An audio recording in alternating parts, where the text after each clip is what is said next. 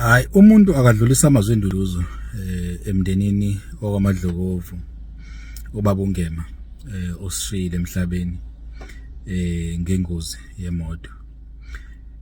Aphinde umuntu abonge uDumsani Goba. Ngomhla ka-15 kuDisemba uDumsani Goba ukwazile ukuthi a-honorishe ubaba uNgema nge-Lifetime Achievement Award.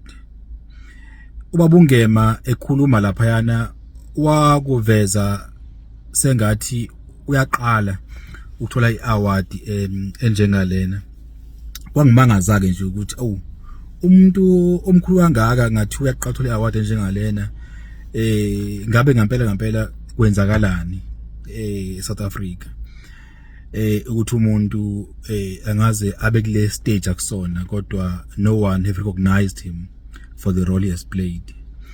But ke having said that, angisho nje ukuthi umuntu wadumala ukuthi uhulumeni wesifundazwe ngomhla 15 ama-SATMA ezo-honorisha ubaba uMadlokovu. Akho ngisho yedwa MEC, even uPremier owezayo azwasixoliso ke futhi ukuthi mhlambe why bengabangabikho, kodwa nje kukhombisa khona ukuthi sinenkinga yobuholi kwaZulu-Natal.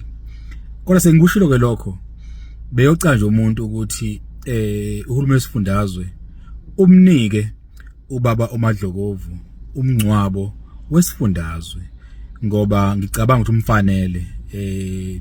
Akekho umuntu ongaphika njengamanje ukuthi kuyamfanela ukuthi anike umncwabo wecategory yesifundazwe, futhi nje naweze lonke bengawuthola. Kodwa ke ngicabanga ukuthi umuntu akacenje uPremier ukuthi bathambise inhliziyo bamnikeze ubaba uNgema umncwabo wesifundazwe.